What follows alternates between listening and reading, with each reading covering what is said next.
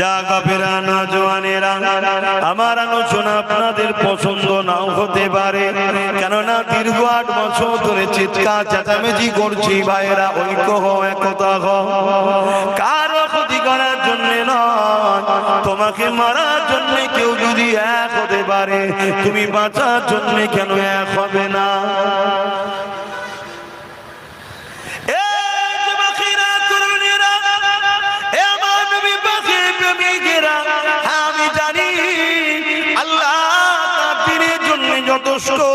আমি এটাও জানি আমাদের সংখ্যা কখনো বেশি প্রয়োজন হয়নি। যতবার লড়াই হয়েছে আমাদের সংখ্যা কখনো মাইনে রাখেনি। আমাদের সংখ্যা প্রত্যেকবারে কম ছিল, আমাদের সংখ্যা প্রত্যেকবারে জালিমদের থেকে কম ছিল।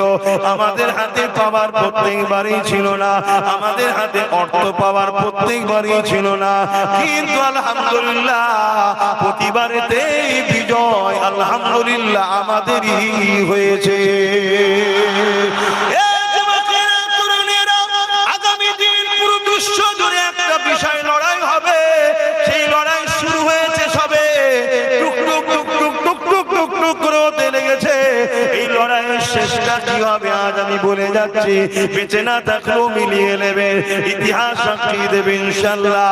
এই লড়াইয়ের শেষ যেদিন হবে সেদিনও আমাদের সংখ্যা কিন্তু কম থাকবে, সেদিনও আমাদের হাতে পাওয়ার থাকবে না, সেদিনও আমাদের হাতে কোন রকম অর্থ পাওয়ার, ম্যান পাওয়ার, মানি পাওয়ার, মাসুল পাওয়ার কিছুই থাকবে না। শুধু একটা পাওয়ারের জোরে সেদিন আমরা আবার বিজয় লাভ করব। ওই পাওয়ারটার নাম হলো ইমানের পাওয়ার। ওই পাওয়ারের যিনি নেতৃত্ব দেবে হযরত ইমাম মেহেদী আলাইহিস সালাম।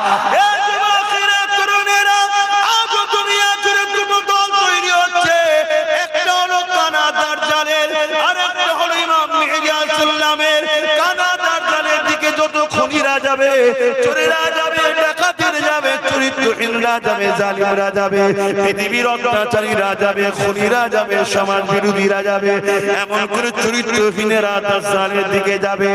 এই দিকে এখনো পরিকল্পনা চলতেছে, অপর দিকে এটাও পরিকল্পনা।